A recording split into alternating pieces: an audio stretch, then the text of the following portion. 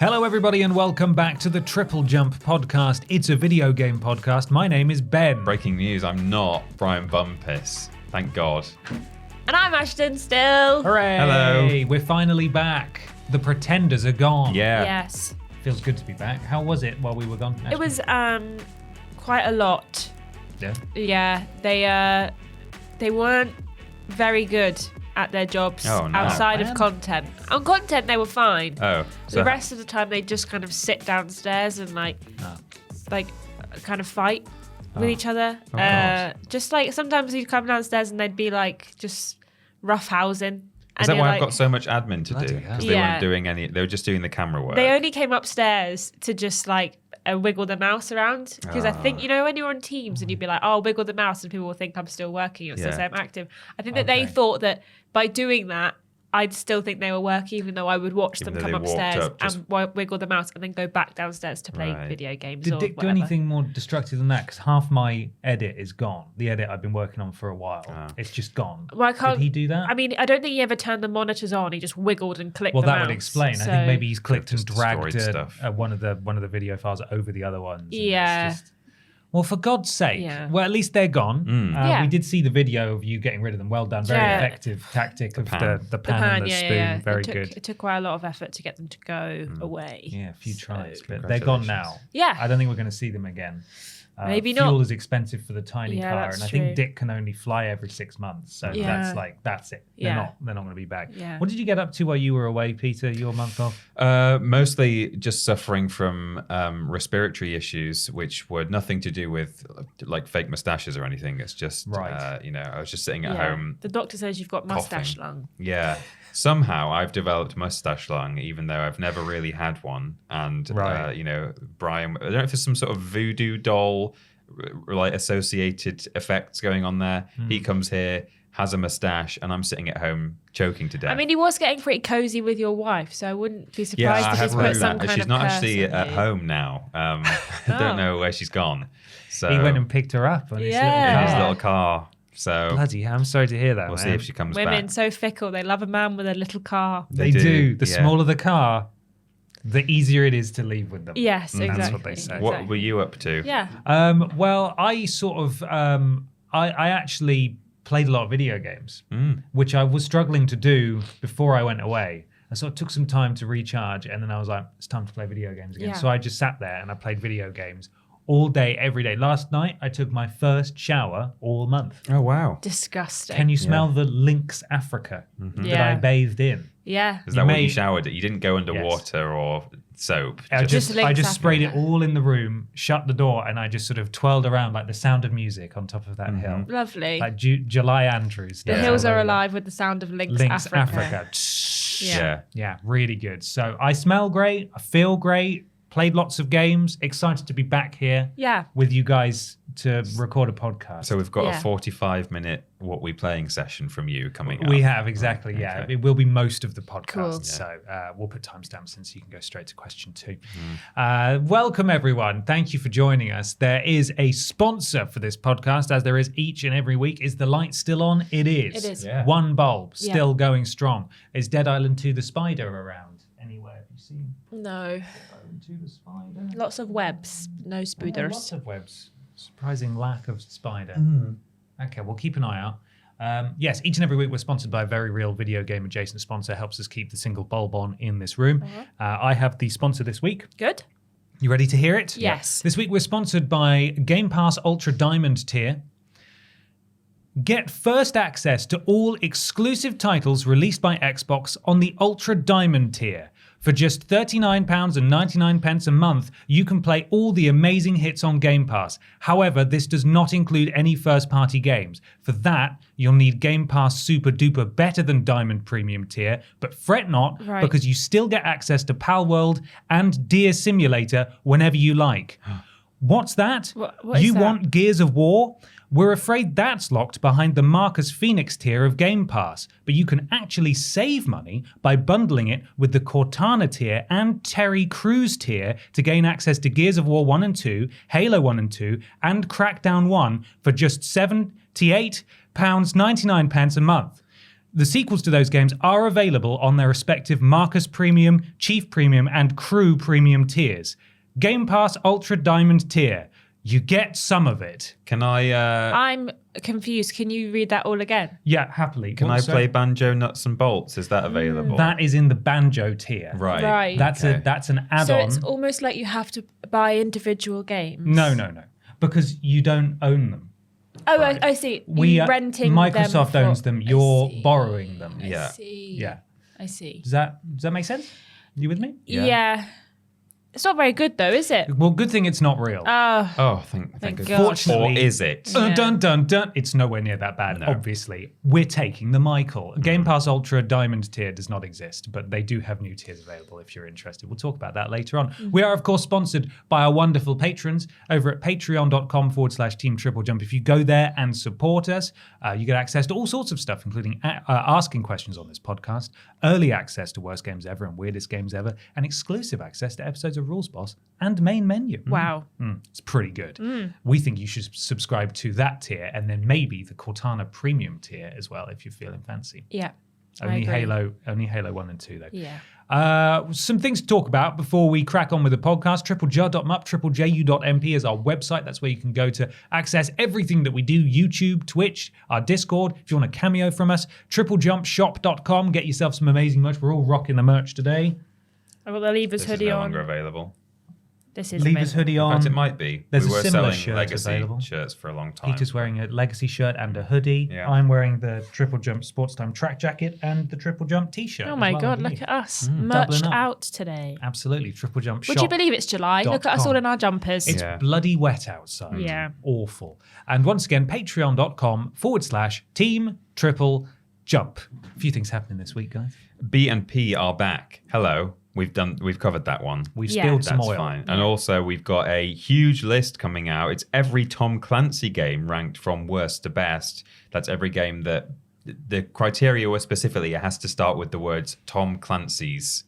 Yes. Tom Clancy apostrophe S. Anything that has that at the start is in that list. Splinter Cell. Flipping loads of them. Ghost Recon. Quarantine. The Division. I mean, Quarantine. not quarantine. Pandemic. Extraction. Yeah. Coronavirus. Yes. Siege. Yeah. Rainbow Six. Rainbow Six Vegas. That mobile game. Yeah. Elite Squad. Mm-hmm. Yeah. End War. Wow. All of them. It's a long list. It's how many entries is it? It's like 68 or 7. It's a big one. It's over an hour long. Go check it out. Available on the channel now. Yeah. Yeah. Also, we this- There's both at least watched it. 50. Yeah, they both watched it. There are at least 50. Also out this week is an episode of Weirdest Games Ever. It's been out for patrons for a week, but if you're not a patron, why not? How dare you? You can watch it on Sunday, and we played Pepsi Man. Very good. It's like we planned that. Yeah. Well, Peter and I didn't play it, but you played it with. Oh, yeah, sorry, I played it with Dick and I'm excited Brian. to see it. I haven't seen it. Yeah, good. it was 'Cause good. not only was I not there, but I'm also not a patron. So Yeah. sadly, I haven't seen it Yeah. yet. Shall we crack on with question 1? Oh my gosh, yes, let's. Yes, it's from Brett Moore, as in how much, Brett? More, Brett. Who says, "Welcome back, boys." And Ashton, it's a pleasure as always. Thank you. Capcom just released a demo of a new game called Kunitsu_Gami: Path of the Goddess, full version to be released on July the 19th. This is noteworthy because it's a smaller title, more indie than AAA. It plays like a psychedelic version of Plants vs. Zombies and feels unique and fresh coming from such a large publisher. My question to you is, why don't more AAA publishers make smaller indie titles like this? And if they Why? did, do you Why? think anyone would buy them? Personally, I love the idea and want to see more smaller budget games come from well-backed publishers, just like Sony and their Astrobot game coming later this year by a team of over 60 over 3 years of development. I know big publishers want big bets, but I think the indie scene is showing there's a market for games of this caliber. Thank you for taking the time to read this novel I've written, and have a great day. Thank you, Brett. Thank I you, hope Brett. you have more great day. Brett, not. Brett, that Yeah. wasn't too long. No. No. More. Yeah, send more next time. Brett Moore. So, firstly, we should probably, if you want to, everyone don your, Oh, okay. Sorry. whichever. I was however you putting my wanna glasses on. I had to actually with monocle. push them up. Oh. I was putting my We're being, glasses. we're being Actually- snooty, are we? Yeah. Actually, if it's published by a big publisher, it's not indie. So, but I know exactly what you're talking about. This is the interesting thing actually about the term indie. Yes. Which is the Go on. What's the interesting thing? Interesting thing Yeah. about the term indie is that it has obviously it started very much literal, where it was if you're an independent developer, you make your game and publish it yourself. It's now, because of such a big success of the indie scene, it's now kind of come to mean a smaller scale game, maybe your AAs or your single A's, irrespective of whether they're published by a well-known publisher. So you are not in any way incorrect there, Brett. Language is always evolving, Thanks, Peter. We've lost the independent part of an indie game. Yeah.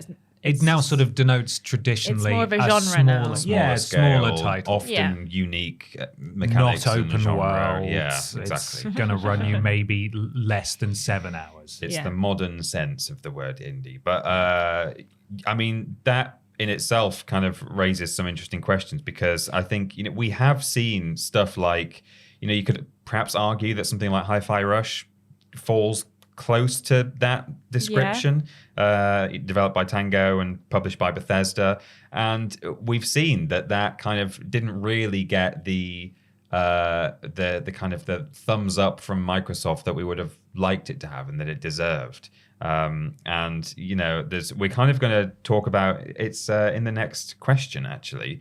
Hellblade 2, again, not indie by the traditional description, but a somewhat smaller project, or at least the first one was, and then they followed up with a sequel.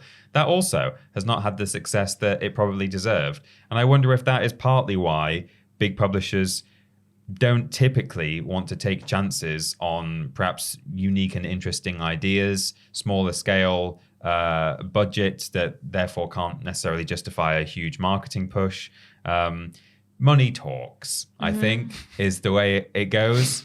The big publishers want to make big money Bobby Vegas, and the best way, or probably in their view anyway, the best way to do that is to spend a lot of money to make a lot of money. And if you can make a huge product, and particularly a live service game, which generally is kind of mutually exclusive from an indie project, that's the best way for them to fill their pockets, I think, is to go for bigger projects that, maybe higher risk, but potentially higher reward. And again, if you can create something that's live service, then it's potentially going to continually bring in money over the months and years. And normally that's not compatible with the indie label.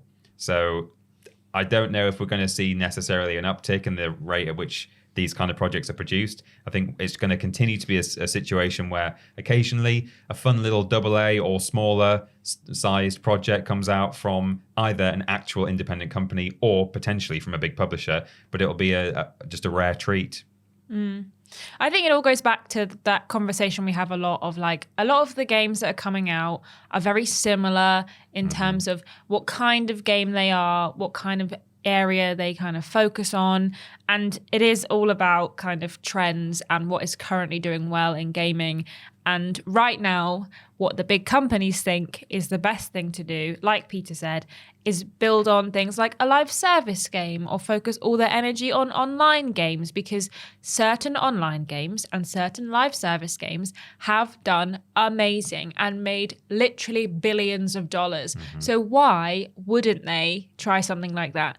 And then why would they fund a smaller game with a smaller profit margin and a smaller audience that won't do anywhere near as well as this big game that will definitely do well if we put loads of money into it? Definitely 100% will. It's got Iron Man in it. It's got Iron Man in it.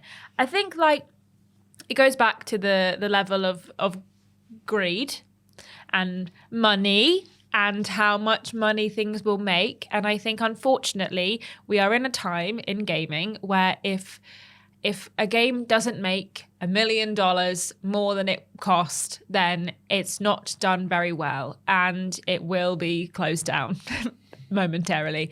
And I think that is unfortunately why a lot of these big companies aren't making these indie games. These indie games are still coming out by independent studios, by much smaller teams. There is still a smorgasbord of indie games constantly coming out. However, whether or not these indie games are backed by a big company is not necessarily what's going to make them great. And I also think is not necessarily the most secure way to make an indie game. I think on paper, it sounds like a really good idea. Like, oh, well, if Sony own us, then they'll help fund us. They'll keep the company afloat. And then we've got more freedom to like, we're not worrying about, you know, paycheck to paycheck. We're not like having to worry about funding it from like pre-orders and stuff because Sony will help us out. And then Sony puts their game out and the game doesn't do very well, and then Sony closes the studio down. And I think that, I mean, Sony have done this. They're not the worst culprits in doing it, but they have done it.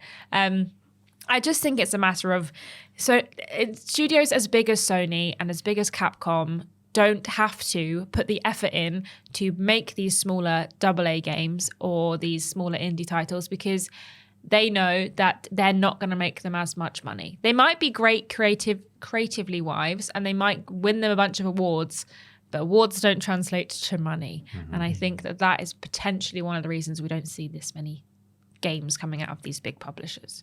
Yeah, it's definitely, it all comes back to money, doesn't it, Peter? It all comes back to money. Games take far too long to make, and they cost too much. And so, as you said, Ashton, publishers, the big publishers, are just going to be looking for the most amount of money that they can possibly get, and smaller games do not produce that kind of money. Who was Annapurna owned by? Was it 2K or Take-Two? One of them. Maybe, yeah. One of them with 2 in the title, and they all got shut down recently.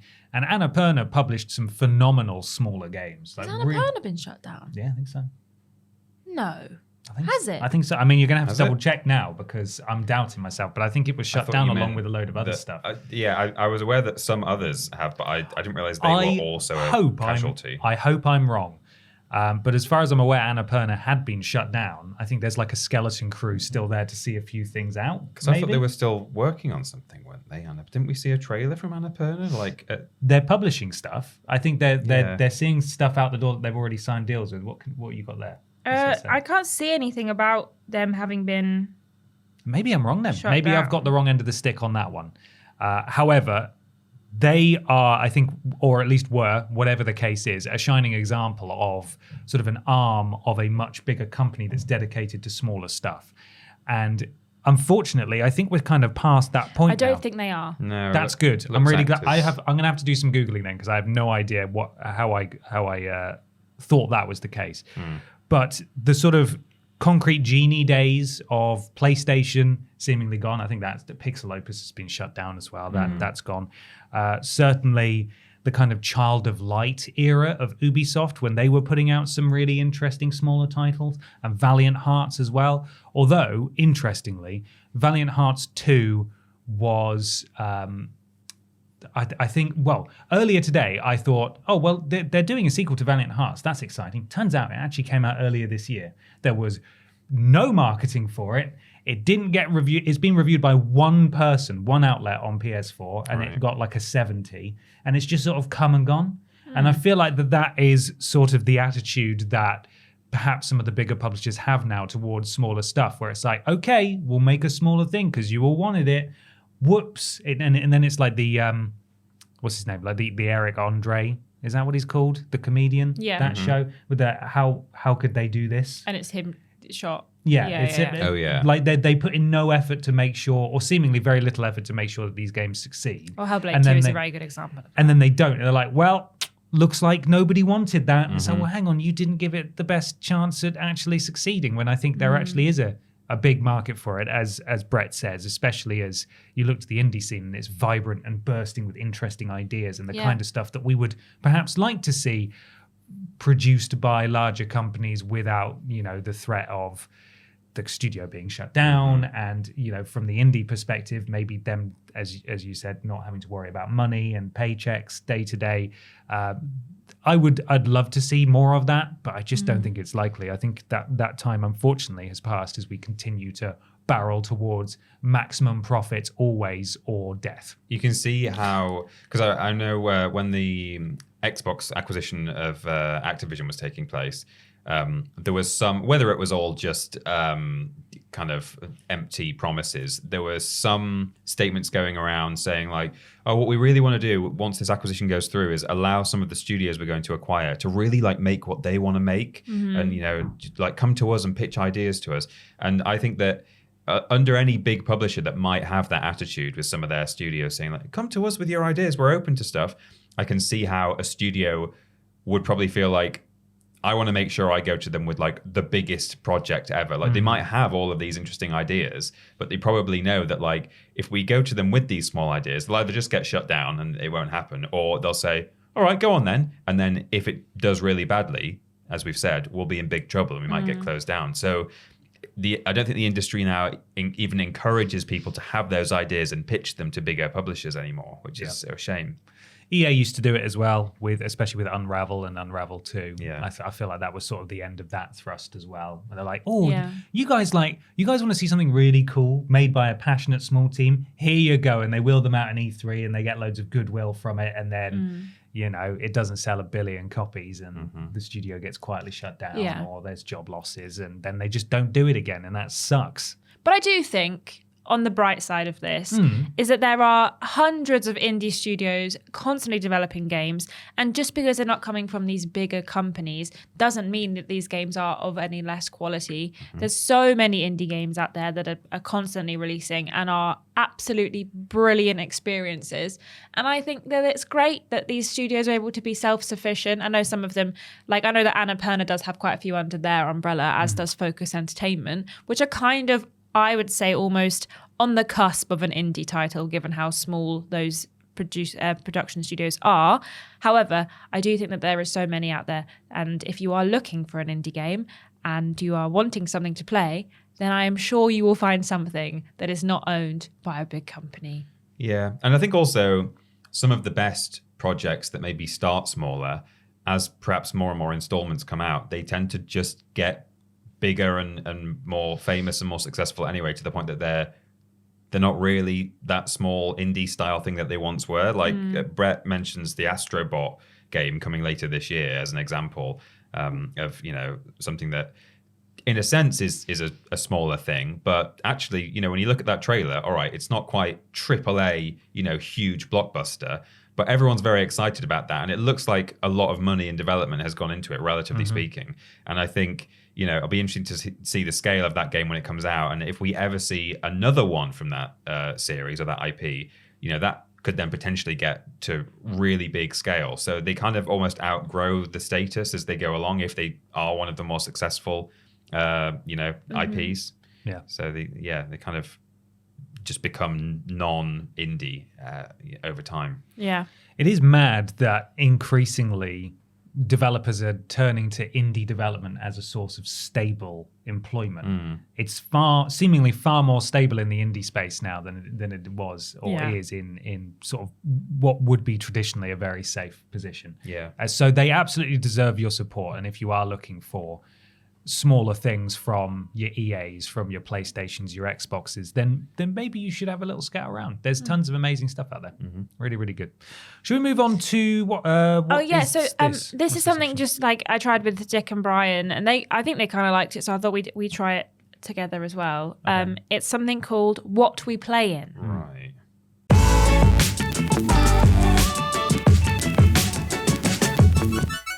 It's What We Playin time. Time to talk about the games what we have been playing. I have some clarification for my confusion. What we playing, more like what we looking up between segments. Yeah. What we googling on the Wikipedia. What we wiki Wild Westing on the Google, more like. Wow. So I was thinking of Private Division, not Annapurna Interactive. Similar logos. I am very glad that Annapurna is fine. Me but too. I conflated the two in my head. Private Division was a subsidiary of, or still is a subsidiary of, Take-Two Interactive, and IGN reported that after the vast majority of the staff were let go in May, that they were planning to shut down. And they've published lots of indie stuff as well. So that is where I was getting confused. So if you, like I was, had a moment of absolute gut punch when Ben said that, no need to worry, Annapurna is still fine. Turns out Annapurna Interactive is owned by Annapurna. Interactive. So there we go. Yeah, that was my confusion. My apologies for anyone I upset or scared. like Ashton and employees of Annapurna. Who, What? Me? No one told me this. No, it's fine. It's Private Division. We're owned by 2K. Sad. That actually Very does happen there in the industry at the moment. A lot of developers are hearing on Twitter Yeah, that they Jason Schreier tells them they've Breaking lost their news jobs. from the Emailing TripleJump Jason's. podcast. However, I still think it's relevant to the point because Private Division did publish a lot of indie stuff, and they have now been shut down, which is a big sucks. shame. Yeah, really sucks. Anyway, what have you been playing, Peter Austin, please? I have got a platinum trophy this week. Oh my god! Can you guess what it's in? Is it Bill Good and Evil 20th It is anniversary? Bill Good and Evil, yeah. Bill Good and It Evil. did sound like you said Bill. My friend Bill Good and Evil. Yeah. I've been back half now. You're getting bullied already. I know. More like billied. Am I right? I've finished. Shut up. All right. I have platinumed that. I'm not a platinum hunter or collector. Loser is the term. Not a that we platinum prefer. a plathead. But I Plat gamer. yeah, indeed. But I did because it's just games that I'm really fond of. I just feel like I want to do everything I possibly can that's available to me in this game. And as Brian, who's been playing it in parallel with me, mentioned in the previous podcast, there was a restart to go back and do a few things that have been missed, including an attempt at the speedrun mode, which you can't save through. You have to, which makes sense, I guess, because most people who do a speedrun sit down and do it all in one go. Yeah. But I did start a speedrun last week and then realize, oh, wait, no, I really do have to sit down and do this in like 2 or 3 hours. So you did it. that's the last one I had to do. Yeah. Wow. Nice. So fast. Yeah, so fast. But also, I have, much like Brian, been playing and finishing Ridge Racer Type 4. Ridge Racer. Ridge Racer. Developed a bit of a crush on just a pixelated Oh, the woman. woman. Yeah. Oh my Yeah, God. she's in all the intros. Not that one. Not that one. No. There's more than one. There's more than one woman. What? So That's not you wouldn't know allowed. it by working here. no. Only one woman. That's true. One woman. That's all that's permitted. You pick a team. So there's four teams to choose from when you do a single player mode. Right. And you play through each one and then start again and do it with a different team. And they have different cars and stuff. And each one of them has a team leader who will talk to you in between races. Ridge races. And it's just a series of like still images of them kind of talking at you. Right, you know. gesticulating. Yeah, If you're listening to exactly. the podcast, Pete just did a few poses. I did a little He did a few headshots. PowerPoint presentation, yeah. And they're made of pixels, but it's clearly it's like actual images of real people that have then been pixelated. Have you tracked her down? Sadly not, no. But That's another racing joke, by the way. It's tracked. I like it. But I was racing for the French team, and immediately you launched the campaign, and Sophie Chevalier comes along. Wow, she sounds She nice. sounds hot. She was pretty hot, and she's like, "Hey, this is my dad's company, and I'm like inheriting it, but he doesn't want me to. I don't really understand how that Wow, works. drama. Yeah, and he says that I have to like go and get married off, and like I have to go and marry someone. So he's basically said if you don't, you have to like win the entire championship this year, otherwise you're going to go and be married off. And That's crazy. and they update you between matches, like or between matches, as to like the story and like what's going on with her. Wow. And I was thinking, I bet at the end You marry her. I win, and she says, "You know what? I do get to carry on running this company, but shall we go out on a date?" That's not what happens. What? In like the penultimate race, she changes her hair. She looks less attractive with shorter hair. She cuts her hair, and then she at the end she says, "I am going to continue running this race thing, this company, but the man who I was betrothed to, I've actually decided like." Maybe I am quite into him, and I'm going to go and marry him. Did you feel like you deserved a date? Yeah. because For I being won. so good at This cars. bitch. I did all Yeah. this How racing and she didn't even want a That's kiss. the misogynistic world that I was trying to Right. immerse myself. Nice guys finish first. Yeah. Yeah. I wanted escapism from the perfect world we live in to go and live in a lovely misogynistic one where Right. if I win the race, You I win the woman. Yeah, come Personally, on. I would have had the same thoughts. Yeah. Anyway, she went off and like married this other guy. So That's sad, dude. it was really sad. All 12 pixels Wow. of Flipping it. All Sophie. women want. So I've been on a real not emotional winners. roller coaster this Yeah. week. What did your wife think? She's not there, is she? no, She's not she's here. not She's there. gone with Brian. I think that maybe his is why I car. felt Yeah, so that's lovesick. true. Yeah, because there's a car involved in that. Yeah, as well. true. That's probably why I felt so lovesick. Is because I came home. It was a real reflection of no life. wife. Yeah, booted up a PS1 game from 1998, and suddenly the first woman I see, I'm like, you now. I'm in love. I'm going to win you. Yeah. So yeah, felt a bit gutted at the end there. Oh, bud, I'm sorry to hear Kind that. of So man. sad. took the shine off my 100% completion, but never mind.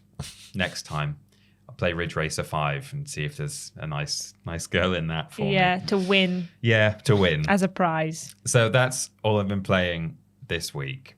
What have you been playing, Ashton? I've played some things, not very much things. But one thing I have played this week, ever so briefly, was Beyond Good and Evil 2. Ah. I remember we gave the 20th anniversary edition. Beyond Good and Evil 2? Yeah, I've been playing that. Why did no one tell me that's released?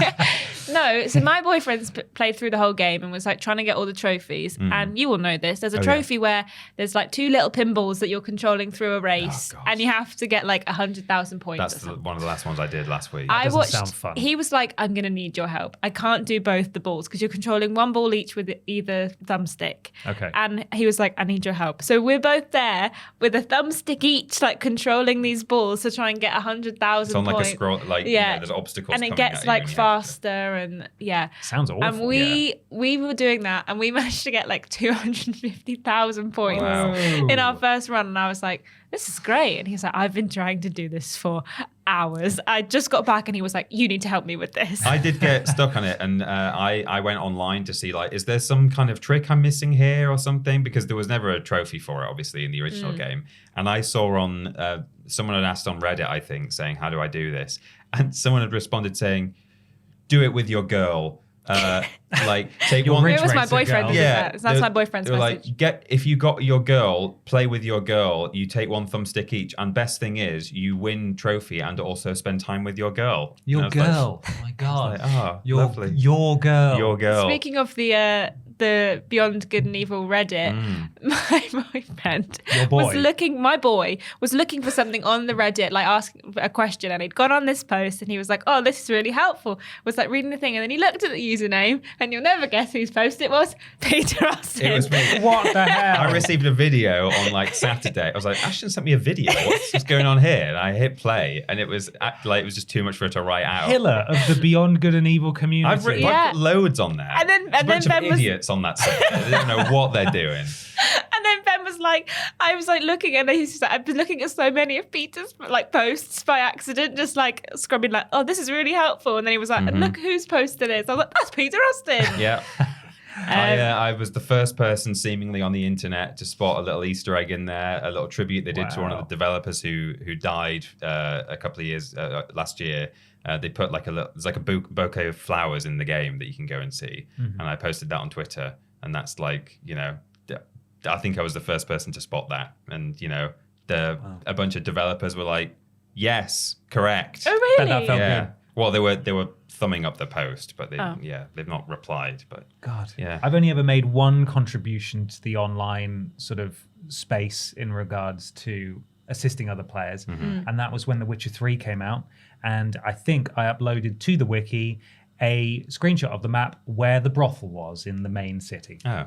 That's what I did. He You did need it. to know where the I brothel was like, is. were you looking for Were you looking for the sex bits? I know where I it found is. them, bud. Guys, go to this area. And that is my only contribution to any game. Good for you. Yeah, I feel good about it. Yeah. I also played some more Fallout 76, meandering around that big open wasteland. We finally, we kept ending up in the same area of the map over and over and over again. Just kind of, we're back down in the grey, burnt out area again. And then, we keep getting sent back down there. And we were doing this quest for this robot called Rose. It's one of the first story quests. And we were just sick of her. And we wanted to get all of her quests done. And now we've done all of her side quests. We've just got to do the main quest of, going and speaking to someone else, but it's at the other end of the map. And we've been just kind of being like a taxi service to one another, because me and my boy are playing it together. Your boy. And if one of us pays to fast travel, I can fast travel to him for free. Nice. So I'm like, it's your turn to fast travel. And then I find out he's got like double the amount of money I've got, and he's also got the ability to make his fast travels cheaper. What? I was like, why have I been paying out the arse for these fast travels when you've got a cheaper fast travel? Anyway, I've been playing Fallout 76 a lot. And then also, I finally fixed it so that EA now knows I own Sims again. Okay. Because I tried to play it recently and it was like, you don't own this game. I was like, yes, Buy it again. I do. I'm Ashton Matthews. I do own I own this and about £250 worth of other stuff to do with the Good game. Lord. Please may I have it back, please? So they gave it back to me, and I played some Sims 4 this week. I just built a house, got annoyed that I'd made the house too big and I didn't like how it was laid out, and then I turned Sims off and I haven't played it again yet. Oh, man. I need to find there's this house down my road and I keep looking at it and I'm like, I'm going to build that house in The Sims, but I haven't got around to doing that yet. So maybe once I've got some spare time on my hands, I'll build that weird house that I keep seeing when I walk home from Why work. just knock on the door and say, are you a Sims player? Can I Have come you into built your house and see what it looks like on the inside so I can build it Take some for reference real? photos of your living room, please. Yeah. That's what I've played this week. Amazing. I have actually hacked down my list of all the games I've played while I've been off to just 3, which I played in the last week because I thought that would be fair. Yeah. So I went on the PlayStation Store. No. I did. That's crazy of you. And I looked at the deals because I thought there'll be something in there maybe. And they had Inside for £2. Lovely. And I have played Inside before, but I bought it and I played it through and that's still excellent. And the developers, Playdead, have they released their next game yet? Did that come out?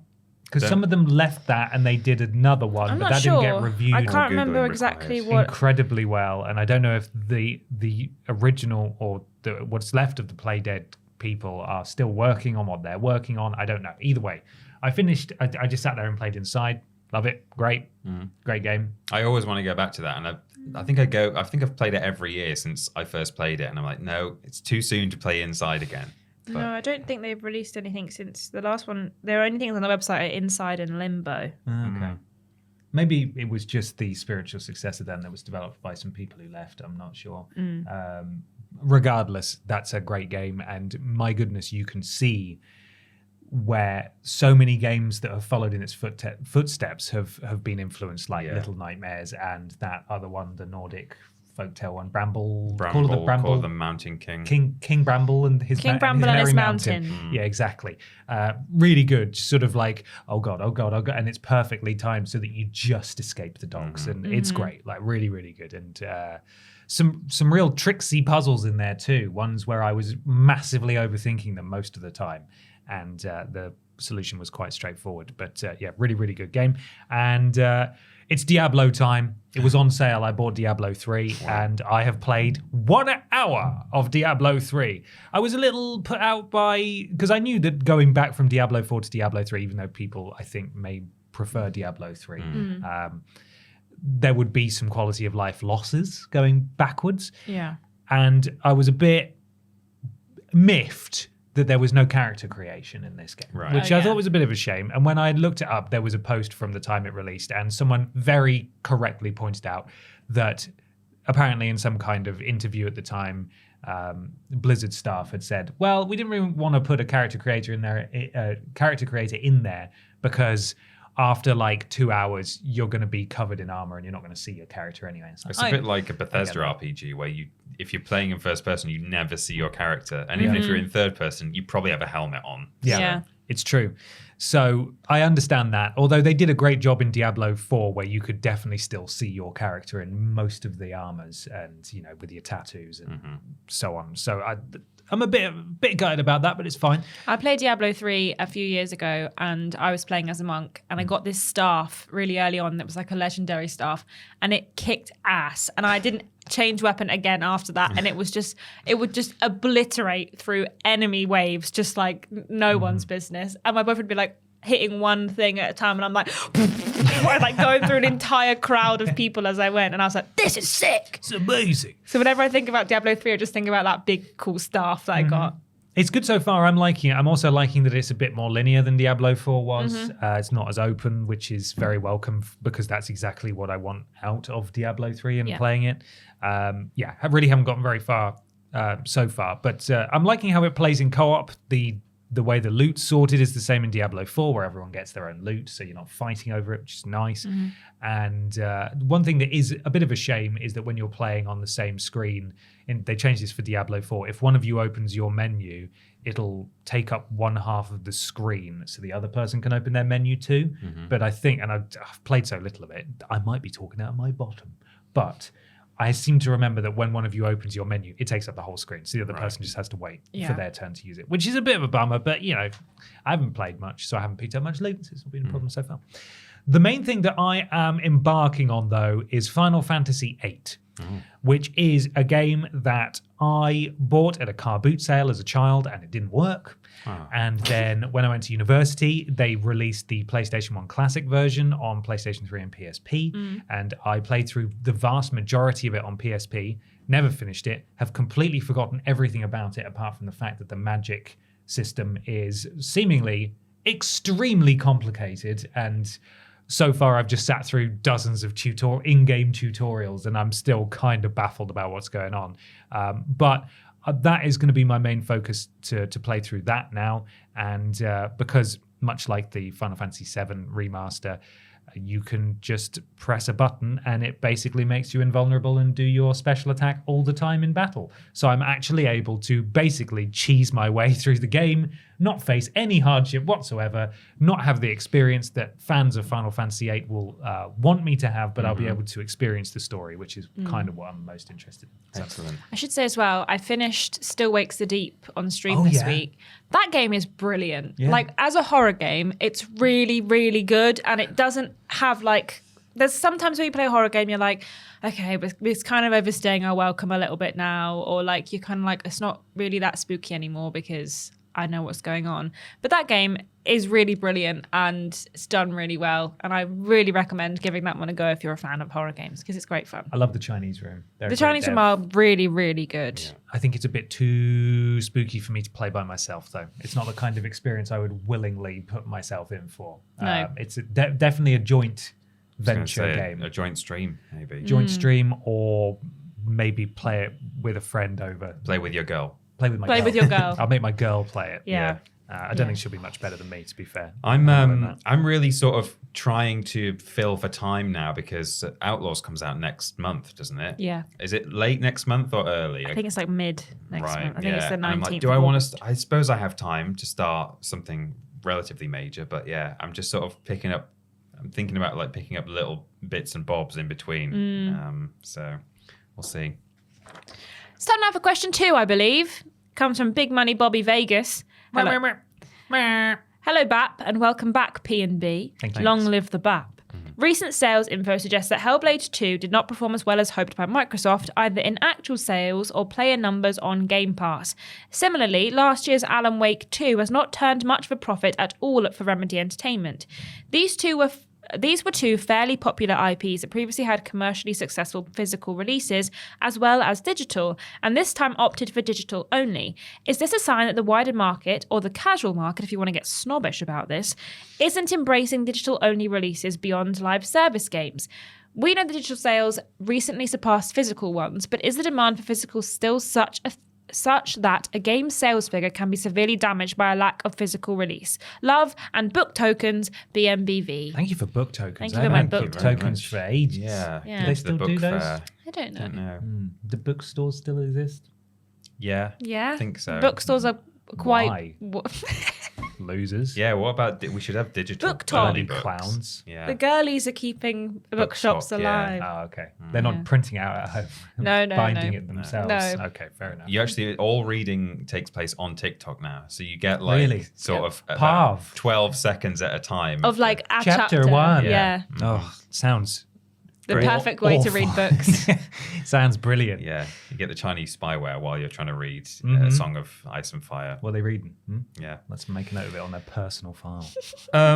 Thanks, BNBV. Thank you. I personally, although I love physical media for collection's sake and for I don't want this to become unplayable in 5 years' time sake, I still play a fair amount of digital because it's just easier, isn't it? If you're sitting there deciding on what you want to play, You've got, you can just scroll through and say, oh, download that right now. Whereas if you're sitting there at 8 p.m. with nothing to play and you're a person who says, I only play physical, well, all right, got to wait till tomorrow then to go out and buy a game. So I'm kind of surprised at the notion that maybe games are being harmed by being digital only, because although, as I say, I'm a big defender of physical media, I would be surprised if that affected a game's performance to that extent, because surely most people, if they want to play a game and it's not available physically, they will just buy it digitally anyway. So I don't know. I don't think I'm like best placed to answer this question, because I'm, I find it so convenient to play digital. I can't understand why people wouldn't do the same for a game they were interested in. I personally think, at least in the case of Hellblade 2, I think that has got to partly come down to marketing and the fact that Xbox did not push it the way they should have done. Alan Wake, though, it's harder to say, because I think that was fairly well marketed, and it certainly got a lot of airtime at award ceremonies and stuff. So Didn't it just? And people have been dancing all over the shop from Alan Wake 2. So I'm surprised it's not turned much of a profit. Could that be partly because it may have cost them an awful lot to make? And, not turning a profit isn't necessarily the same as selling a lot of units. It's just, what are your margins and how much do you need to make back? So I don't really understand it. Personally, I would like to think that games aren't being damaged by a lack of a physical release. I'm sure it helps to have a physical release, because people can even impulse buy it if they're actually in a game shop and just see it. But I'd like to think that it's not such a terrible thing for games, because it looks like we're going that way anyway. So we're all going to have to, as Ubisoft did not say, people are going to have to get used to not owning their games physically, or even having actual property rights over their games. That's not what Ubisoft meant or said. Yes. Yeah. I don't think that either of these games are can blame physical releases. I think Hellblade 2 is an example of a publisher hanging a developer out to dry, and a game out to dry with everything they did for that game, or didn't do, I should say. However, Alan Wake 2, I think, is an interesting case study, because I don't think Alan Wake 2 didn't sell well because of the physical copies. I think, and again, didn't sell well is not entirely true, relative, but profit. Because of physical copies, I think it didn't do as well as it could have, because it is not a mainstream game that people will potentially try out for the first time. We're looking at sequels here as well, which no matter how popular the first one is, you immediately alienate an entire group of gamers when you have a sequel, because if you haven't played the first one, you're not going to play the second one. I tried to play the first Alan Wake and I couldn't get into it, and I thought, I can't be bothered with this one. I'm probably not going to play the second one because I've not played the first one all the way through. And I think that Alan Wake 2 is not necessarily the most mainstream game, in the sense that if you're going out and you have a 16-year-old nephew or niece or other, then maybe you'll go like, oh, I'll go to the game shop and I'll buy them a game. I don't think Alan Wake 2 would be the one that you would pick up if you're just like the general public. So I think that it's a niche game, really. And again, sequels are harder to sell because you have already lost an entire section of the gaming world who haven't played your first game. But I do think that it is interesting to ask the question whether it's physical releases are the issue, because I do think that your auntie might go and buy you a game. They'd go into the shop, and pick up a game that they think, oh, that looks interesting, and buy it for you. But I don't think the general gamer would necessarily beeline towards a game shop anymore, because like you say, digital is so much more convenient. They're in bookshops, aren't they? Yeah. There are obviously, of course, people going to be in the comments saying, well, I only ever buy physical copies of my game, which is great, and I'm happy for you. But not everyone does. And the vast majority of people don't anymore because of the convenience, because of how quickly you can get your hands on it, and also because it's easier to share digital games than it is physical games in a lot of ways. So it's just one of those fun new age things of digital versus physical. But I don't think either of these games can blame no physical release.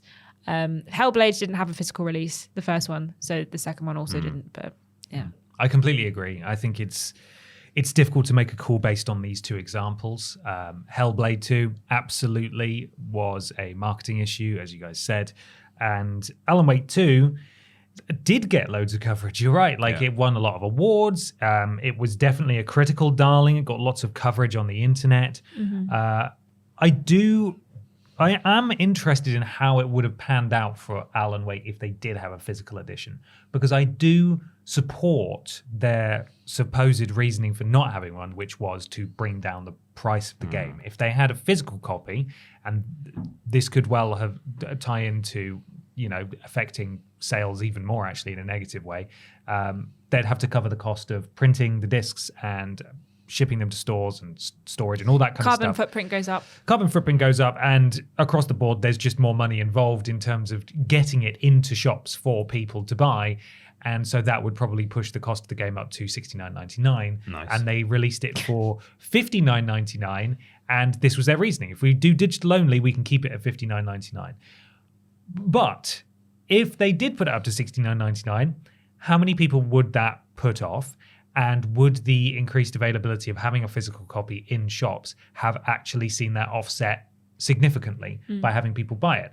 Or would it have been a case of the 16-year-old goes into the game shop and it's not a recognized brand in the mainstream, and seeing it for £70 is even more of a turn-off than if it was in there for £60, which, according to them, is not something that they could do.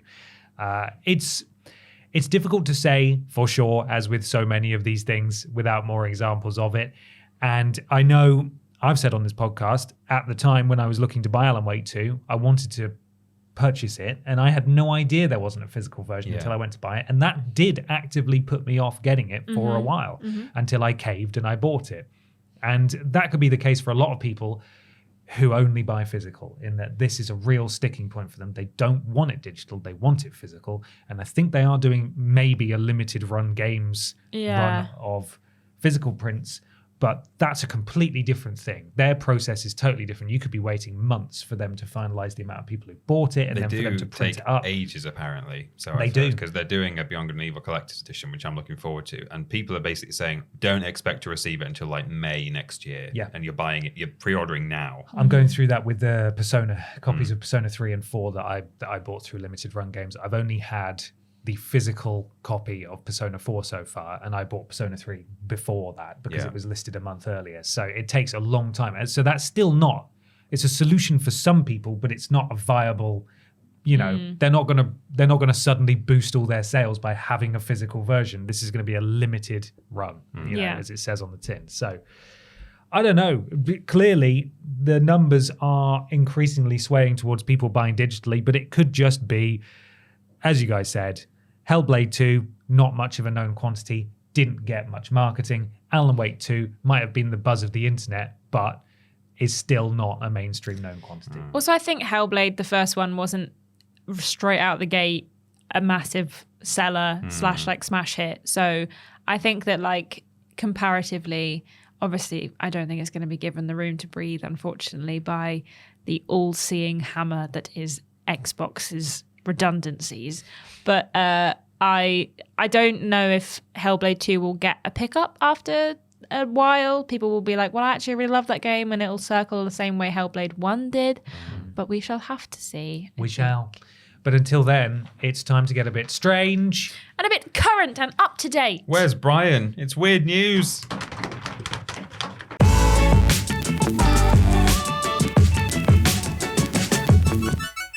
It's weird news time for some weird video game news. Remember, you can submit some weird video game news to us under the relevant social media post that goes out on a Tuesday. Tuesday. However, if you'd like to guarantee a shout out at this point in the podcast, go to patreon.com/Team TripleJump. Support us at the appropriate tier and become a podcast producer just like Chip Thompson's Thumbs. GY Goliath. Nexus Polaris, Nicole Hansen. Andy Scott. Blake Thomas, Kyle Gary. Eric Siu. Shaman Nomo, Great Giggity. Melody L. Bonnet. Katie Garrett, Hugh Joss. Gabrielle Philippink. Michael Pendlebury. And Big Money Bobby Vegas. Welcome, Michael. Welcome, Richard Michael. Las Vegas.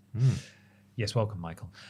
Peter Austin, do you have some weird news, please? Got some weird news here that was sent to us by Amy Wicks. Wicks. Not top fan on Facebook. Oh, but no don't worry. relation, though. Yeah. Related. I think- not top fan. I think Amy is related to the Wicks fortune. Dynasty. Oh, right. Yeah. Mr. Wicks. Mr. Yeah. Wicks. Or Mrs. Wicks. Or Miss Wicks. Or Miss Wicks. It's written by Miss Wicks is just funny for some reason. Way funnier than Mrs. Wicks. Videogameschronicle.com, written by Andy Robinson, who says, Bandai Namco and Nike are teaming up for Tekken sneakers. Oh. Is that when you have to play Tekken in like really quietly? Yeah. Under the covers so your mum doesn't find out. 2 designs based on Kazuya and Jin will be released. You going to buy them? No. Right. As reported by Soul Retriever, Legacy of Kain. You can barely get through that grinning ears. Yeah. 2 pairs of Tekken 8 X Nike Air Foamposite. What does that word mean? Yeah, Foamposite. Foamposite. Foamposite One Fist sneakers will be released in September 2024 through Nike, SNKRS, and select retailers. The sneakers are part of Tekken's 30th anniversary celebrations, as well as the latest game, and feature 2 designs based on Kazuya and Jin. The Tekken Nike Air Foamposites will come in men's sizes, priced at $250. Not women's. Apparently not. Scumbags. Wow. Well, it's got boy fighters on it. Women famously hate sneakers. Yeah. I have famously never worn trainers in my life. No. Not No. every day. I'm not even wearing them now. Well, It's true. You just have socks I've on. just got socks on. I would argue that Video Games Chronicle haven't done their due diligence because I'm going to hit you with a fact in a minute that's not mentioned in the article. Tekken 8 launched in January to critical commercial success. A month after its release, Bandai Namco added microtransactions. This was followed by news. Right, it's just 3 paragraphs of hyperlinks to other news stories. That's the end. What they've failed to mention there is that in the manual for Tekken 1, they had little profiles for every fighter. And as you turn through, if you get to Kazuya, who is like, you know, the main character of Tekken 1, and his dad is like a big, scary fighting man. Under hobbies, it just says collecting sneakers. Oh. Wow. So, you know, Was there a picture of he's that? down to earth. Yes. There is I a can't picture. believe Andy Robinson did not have that memorized. Come on, Andy, do some Googling. In the manual. If you Google Tekken Unbelievable. and sneakers, I bet it just comes up. Well, they probably won't now that this article's been written, but they're not very you good, can see are the they? foam posit. Yeah. I don't like them very much. They're giving like Electro from Spider-Man a little bit, like the Jamie Foxx version. How much do you think they cost? Oh, $250. Is that what it says in said? the article, yeah. Well, that's flipping ridiculous. in men's sizes only. Yeah. Immense 'cause women wouldn't sizes. like only. those. Sizes. So, I have some news Go on, Ashton. submitted by Beezus. I can't read my own writing. Jesus. Castell. it says fist Castile, on the even. bottom of the sneakers. Yeah. Well, you can't. You're not going to put your fist in there. No, it should say foot. Yeah. The King of Iron Foot tournament. Yeah, you're actually supposed to wear it on your hands. Yeah, Beezus Castile on Facebook. Thank you so much. No, No relation. relation. Top fan. fan. It comes from PC Gamer by Joshua Wollens. Or Wolens. Steamy Overwatch Cabaret Club, where you can pay to have women fall asleep on voice chat with you, gets obliterated. Is immediately replaced by even steamier Apex version. What? Fall asleep on voice chat with you. I'll tell you all about it. Go on. In an event the Songsmiths will someday call The Shot Heard Around the World, an Overwatch hostess club has been unceremoniously scrubbed from Twitter. But not to worry, it lives on once more. Named OW_Cabaret Club, the club wasn't some kind of Overwatch-themed physical location, but rather a Twitter-based service that let Overwatchers hire women to play alongside them for a fee. Punters could, if they were so inclined, get in on some flirtatious multiplayer or fall asleep with their partner in voice chat. I hope you're okay if you paid for that. The idea comes from Japanese hostess clubs, which any Yakuza player will be familiar with, where people, mostly, if not entirely men, let's be honest, that's what it says in here. I didn't say that. Before you get angry at me, it says it in the article. I can't believe you right? would say that, Ashton. Can turn up and find a drink and a lady who will pay rapt attention to whatever they say. It wasn't long before the club's Twitter account was blasted off the face of the earth. Speculation is that Blizzard didn't take kindly to its existence and the breach of its terms and conditions. But I've reached out to the studio to ask if they had a hand in the club's banishment from Twitter, and I'll update if I hear back. You won't. No. But not to worry, it was almost immediately replaced by an Apex Legends-themed hostess club instead. Under a suitably Apexy name, the new... Are you not going to tell me what it is, of course? Later. Apexual. Very good. Under a suitably Apexy name, the new account has enjoyed a thus far untroubled life, offering similar services to players of EA's hero shooter, which seemingly has less stringent rules about the whole thing. Or more likely, which doesn't pay quite as much attention to people leveraging its brand on social media. It's not entirely clear if the new account is tied to the banned Overwatch club, but the timing sure does make it seem like they're related somehow. Per a machine-translated Japanese language ad, players can fork over a certain amount of nyan, which could either be a cutesy way of saying yen, the Nyan cryptocurrency, or something else entirely, for a basic play session of 30 minutes, which can be extended in 30-minute increments for a slightly lower fee of 1,000 yen. The 30-minute session costs 1,500 yen. Whatever that is. The falling asleep service, which lasts 2 hours, adds on an extra 4,000 yen, while a hidden option costs 6,000. And doesn't that just set your mind racing? Oh my God. Some of the services hostesses, notes the ad, won't perform all of its options. Regardless, I've reached out to the club to ask to clarify these and other questions, and I'll update if I hear back. My wider confusion about the world in which we live, on the other hand, is likely never to be cleared up. Not to You didn't yuck tell me what anyone's it's called. Right? Not to yuck anyone's yum. I feel like you're about Yum. to yuck someone's yum here. But why Apex Legends? Because it's a voice chat game where you can... So you do it in the game? I think You you meet up play playing together Apex on with voice chat. a How do you girl fall and they'll asleep? flirt. Well, Because you're playing Apex Legends. Hey! give me a high five That right was now. you wound up so far, I couldn't see your open You're going to palm. slap him through the floor. Yeah, I guess maybe you like are just sitting in the lobby. Or in fall a asleep. game, and then you fall Man. asleep. Did they have to wait for you to fall asleep, or did the girls fall asleep? Yeah, 'cause if it was what me, if the I'd girls take fall the asleep 4,000 after? yen and just go. Just fall straight asleep.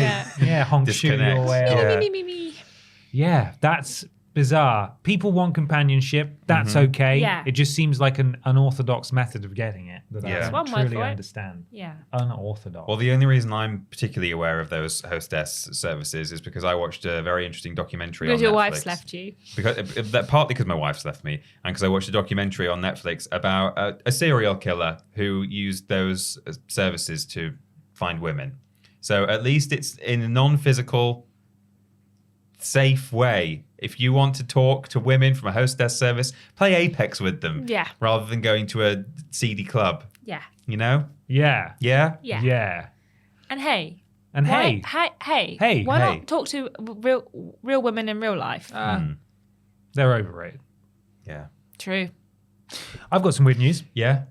They don't wear Tekken sneakers for a start. Real Fixed. Yeah, we can't. We're not allowed. They don't fit. It's just like Yorkie bars. They're just Yeah. for Not men. all McCoys. Not girl crisps. And McCoy's not for girls. They did do that for a Man while. crisps. Man crisps, yeah. Sorry, Ashton. Yeah. Your What the two heck? greatest joys. It's your three greatest joys. Trainers, chocolate, Yeah. and crisps. Not Yeah, allowed. not allowed any of them. Gutted. I've got some weird news. It comes from Jack Squires, top fan. no relation on Facebook, and Stephen Scudder's on Twitter. And this is an article from Push Square written by Stephen Tailby. Random! PS5 dev kit thinly disguised as pizza kit sells on eBay for 6,500 smackaroos. Thin and crispily disguised, perhaps. Yes, you need to calm down. Whoa! You're on fire. The subtitle of this article is Pizza Time. Pizza time. A PS5 development kit. Do you remember when, before the PS5 came out, and everyone was like, oh my God, it's hideous. Is it going to just be a big V-shaped thing? With all these logos on the front. Looks like it's got a pizza warmer in the front. And everyone was saying, that's a dev kit. That's a dev kit. Yeah. Calm down. And then we got the monolith instead. We did. Yeah, which I hate. Praise the monolith. Can I have the dev kit instead, please? Yeah. A PS5 development kit under the guise of pizza cooking equivalent, equipment has been sold on eBay for €6,050, approximately $6,500. First brought to light by ex-user Console Variations, somebody has sold off a PS5 dev kit for a handsome sum, dressing it up as some sort of kitchen appliance. As you can see in the below image, the dev kit's V-shaped channel is perfect for holding a slice of pizza. And it's very funny. They have put a slice of pizza in there. There's 3 Dr. Oetker frozen pizza boxes around it. The embedded tweet says, this person's so cool. Like, I love this guy. Someone sold a PS5 dev kit as an PlayStation pizza kit, and it worked. It was sold for $6,000, highly likely to avoid being delisted from Sony from selling his development kit. And then the title of the eBay listing is Sony PS5 Pizza Station 5 Development Pizza Kit, 825 gigabytes DFI-D 100AA dev/test dev kit. Yeah. So it's a Pizza Station 5 development pizza kit. Yep. Is what they sold. We love the extra effort put in here with the spatula sporting the PlayStation logo. I didn't see that. Oh yeah, there is a little spatula there with the PlayStation logo on it. And the frozen pizza boxes in the background, just incredible work from all involved. A dev kit is a machine containing... It does say that now.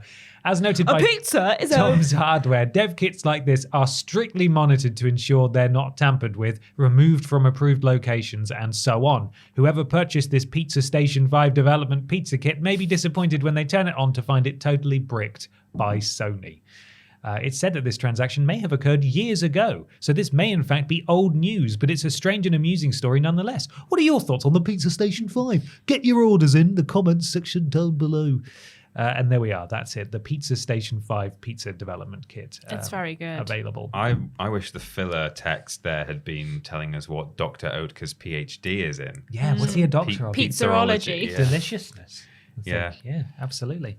That was weird news, which means it's time for the big discussion.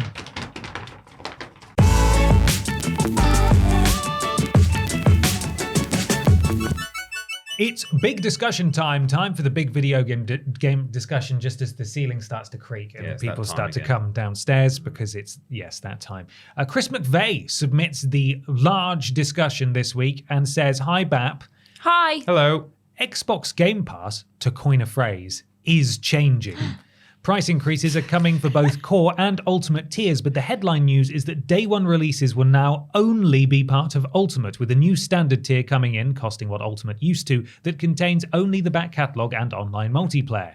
Is this the long-predicted admission that Game Pass wasn't making money? Is it price gouging now that COD is day one? Or is it just the same sort of enflippification that all services are going through nowadays? I have got a write-up here from Eurogamer, written by Matt Wales. Microsoft has confirmed sweeping changes. Is that Wales like the country or like the animal? Like the interactive. Like the country. Cool. Right. Does that help? Yes. Okay. Microsoft has confirmed sweeping changes, including price increases, to its Xbox Game Pass subscription service in the run-up to October's launch of Call of Duty Black Ops 6, which will include the removal of day one releases for its overhauled basic tier. As reported by Windows Central, which says Microsoft has now confirmed the details, the first big Game Pass change comes with the imminent closure of Xbox Game Pass for console. While this will continue to be available to existing members until their subscription expires, notably from 12th of September, Microsoft will only allow users to stack Game Pass for console for up to 13 months. New users looking for a basic tier package will need to subscribe to Xbox Game Pass Standard, which launches in September. This costs $14.99 distinct from per basic. month. And yes, and includes Xbox Live Gold for multiplayer gaming, plus access to Xbox's back catalogue, but not, crucially, access to first-party and other releases on day one. This means console players wanting to play Call of Duty Black Ops 6 via Game Pass when it launches on the 25th of October will need to subscribe to Xbox Game Pass Ultimate. Ultimate... Are you bearing with me? Ultimate, which will also remain the only Game Pass subscription tier offering access to Xbox Cloud gaming, is getting a price increase too, with its monthly cost rising from $12.99, that's pounds, slash $16.99 to £14.99 slash $19.99. Things are a little bit different on PC, insofar as PC Game Pass will continue to get day one games, but its price is also increasing, this time from £7.99 slash $9.99 per month to £9.99 slash $11.99 per month. There's one additional price increase to note. Xbox Game Pass Core, formerly Xbox Live Gold, will see its annual cost rise from £49.99 slash $59.99 to £55.99 slash $74.99, but its monthly price remains at £6.99 slash $9.99. Recurring billing prices for all Game Pass offerings increase from the 12th of September, according to Windows Central. All this follows Microsoft's $69 billion acquisition of Activision Blizzard last year, and confirmation in May that Call of Duty Black Ops 6 would be a day one Game Pass release when it launches in October. In response to reports that Microsoft was planning changes to Game Pass to take advantage of Black Ops 6's arrival, the company told Eurogamer the game would be playable on Xbox and PC for Xbox Game Pass Ultimate, PC Game Pass, and Xbox Game Pass for console. Paper. More? Last line. What the hell happened there? Members at launch. And that still appears to be true, albeit now with an additional cost, and not if you're a new Xbox Game Pass standard subscriber. You can see it through your paper on this camera. Look at that. This is our printer. It's printed half of the tweet that I was going to read. But there we are. So the headline is Game Pass is going up, and if you want day one exclusives going forwards, you've got to have Ultimate. What do you? Only on console, though. Only on console. So PC Game Pass isn't. From what I've gathered, I only pay for PC Game Pass Basic, and that's I'll still get my day one price releases. Going up, but it's only consoles where it's going up. What are your thoughts, Peter? Why the hell are they doing this that? feels pretty cheeky. I think if out of nowhere they'd said just we're putting the price of Game Pass up, which is, you know, if you want to get down to semantics, it's kind of just what they're doing, and they're just adding an extra tier as well, then it wouldn't feel so bad. But the fact that they have said Call of Duty will be day one on Game Pass, and they are constantly saying on, as you know very well, Ashton, based on your predictions, as they're constantly saying on their trailers all the time, day one Game Pass, it feels a little bit cheeky then to suddenly out of nowhere say, oh, not all Game Pass. No. A special tier of Game Pass is where you'll get stuff day one. But if you are a Game Pass member, but at the lowest tier, no, you're not getting it anymore. So they're obviously within their rights to do it. They're not sort of like breaking any kind of consumerism, consumer laws, but it just doesn't feel quite right. And it also feels very much, as Chris McVeigh suggests, that this is down to one or both factors in the question. Is it because they're desperately trying to make a bit more money on it? Yes, I'm sure it probably is. And is it because one way they've decided we can make a bit more money on it is by putting Call of Duty specifically not available day one for everyone unless they pay more? I mean, to me, I would suspect that that might be the strategy here, is that they know how huge of a release COD is going to be, as it always is. And in order to try and recoup what are probably losses on Game Pass as things stand, or certainly not big profits, it looks like it might be the way that they can do that. So, you know, they're permitted to do this. There's nothing to say they can't. Just doesn't feel very good. I think the weirdest thing about this is the fact that it's only really affecting console players. I think obviously like price increases have kind of par for the course at this point. Not that that's a good thing. I'm not team price increase. Don't get me twisted. I am. Yeah, put it up £2. Yeah, raise it. Too much money. I don't know what to do with it. Yeah. Cost of living crisis? Nah, £2 more, please. I just think it's very strange that the ultimate tier with the day one releases, specifically including Call of Duty, is only happening on console. I think that's really weird because if it was me, I would say it's cheaper on console because you own one of our consoles that you have bought from us, and it's more expensive if you're not playing it on one of our consoles. That, to me, would make the most sense. So I was very surprised to find out that PC Game Pass is not getting an increase at all. Well, it is obviously getting a £2 increase, but it's not affecting me in terms of I won't get my day one releases on Game Pass. Because all they talk about is the fact that like people aren't really buying the Xbox console, and everyone's using everyone and their mum's got Game Pass, but no one's really using it on console that much. I say no one. It's not as prevalent on console as it potentially is on other sources. So I just think it's really weird that they've not kind of rolled this out across all of the ways you can play games on Game Pass, specifically talking about PC. I don't know if this is an admission that Game Pass isn't making profit. I think we've talked about a lot, and we've still kind of seen no evidence that it is a profit-making thing. It must be. It can't have been going on for this long and not making money, because as we talked about earlier, one thing these companies love, it's money. So if it wasn't making money, if it wasn't a profitable thing, there's no way they'd still be doing it, even though it's kind of like their biggest kind of like flip you to Sony is Game Pass. I just don't understand why they would keep doing it. I think it is just another matter of we can make more money, so we will make more money. We're gonna. Yeah. Sorry, carry on. No, I was saying we can, so we will is kind of the attitude this screams to me from Microsoft. What are you going to say about owls, Peter? Owls are great. But anyway, back to Xbox. I wonder, is what I was going to say, if it's a bit of mental gymnastics, but perhaps they think that if we give PC players this, kind of tiered system, which might not be received very well, as I don't think it has been received particularly well on console, maybe we'll just end up losing a bunch of PC players. Whereas we can kind of do what we want to Xbox owners, because if they want to get the best out of their actual Xbox Microsoft hardware, they kind of have to have Game Pass. I mean, you don't have to, but they might think they can kind of do what they want with their core audience, whereas PC perhaps less so. Yeah, you might be right. I have tracked down the tweet I was going to read out that the printer massacred. To be fair, I think I've used all of the black ink, which I didn't think about. Sorry, everyone. So this was a tweet in response to this news from industry analyst Jeff Grubb. Sick name. Who said, "To me, this says what we've known for a while, and definitely how I felt. And then in quotes, the future is all Game Pass strategy is over."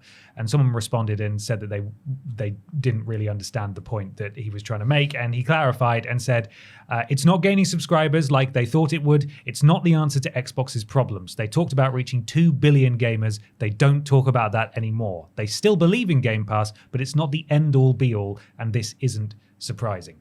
So as long as Game Pass has been a thing, we have been saying that it cannot be turning a profit.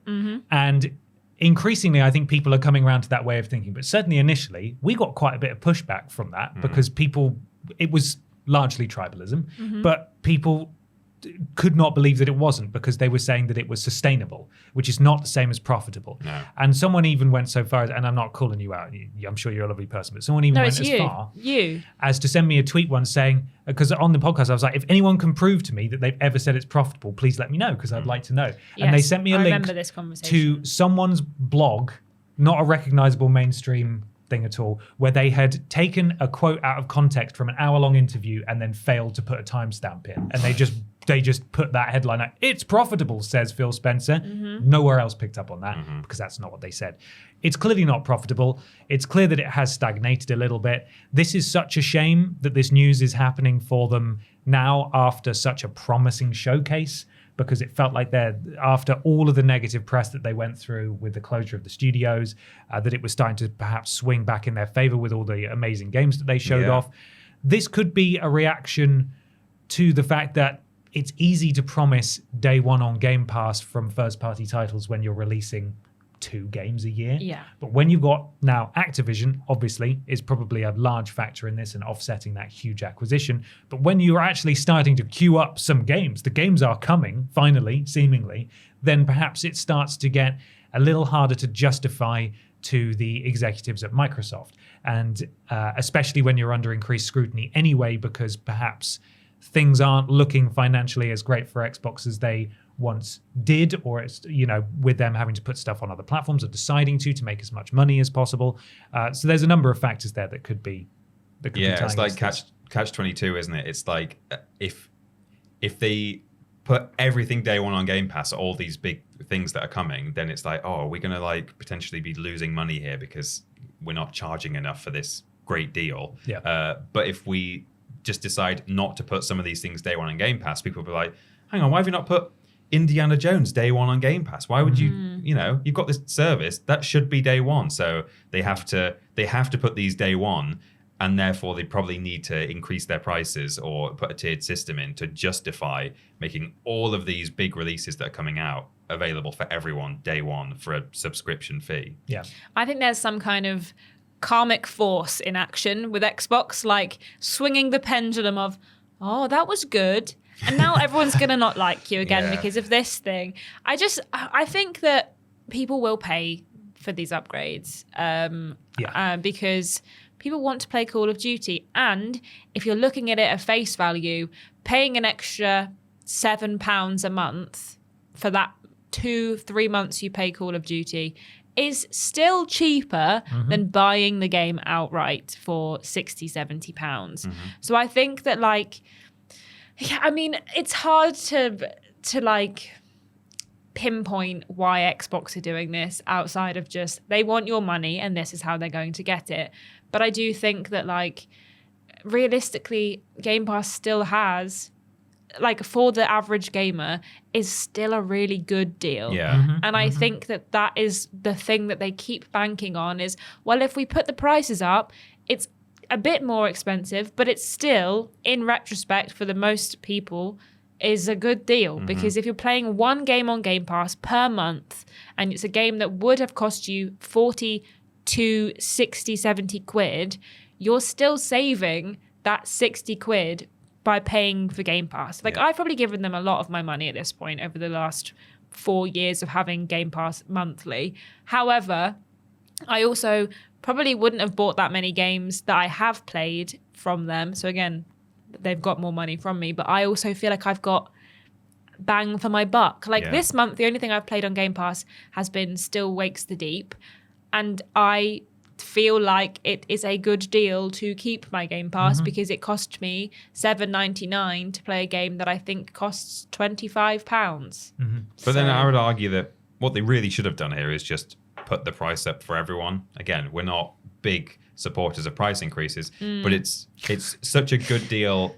It was already such a good deal as it was, and even with these price increases, I still think it sounds like great value for money. I don't think they needed to introduce this tiered system at all. Perhaps they just thought some people physically will not be able to afford to pay more, so we need to leave an option in there for them to continue to be our customers without, perhaps as much of a It also doesn't say how long you'd have to wait for no, Call it doesn't. of Duty. No, that is it's not day one or first party. Specifically left very vague, which is case by case. Exactly the sort of thing that that PlayStation do with their catalog as well. In that the collection of first party games on there doesn't make any sense. Yeah. You don't know when you're going to get stuff. Yeah. And it's in Xbox's best interest to not let you know that, because then you just won't subscribe to the higher tier, and then you'll just wait. But I completely agree with what you both said. That was something I was going to point out as well. If to play devil's avocado, it is still the best deal in gaming. Even though it has gone up in price. And PlayStation Plus also lifted their prices a little while back as well. So it's not like they're alone in doing this. It's still obscenely good value. I think the problem really comes down to the fact that they have muddied the waters somewhat, especially for the casual consumer. We can wade through that nonsense about price increases and what you do and don't get. But for as long as Game Pass has been a thing, they have been hammering home that you play all of these games day one. And this is now going to be a very difficult thing for them to backtrack on and also communicate to their audience as well. It'll be day one on Game Pass. Ultimate. Yeah. I totally understand if people are furious about this, especially if they sign up for Game Pass and they just assume they're getting everything. That's on them ultimately because they haven't read the fine print, and it's up to Xbox to make it clear. But it is now more complicated than it was before, and they have reneged on a promise that they have been pushing this entire time, and that doesn't look great, even though it's still really good value for money. Really good value for money.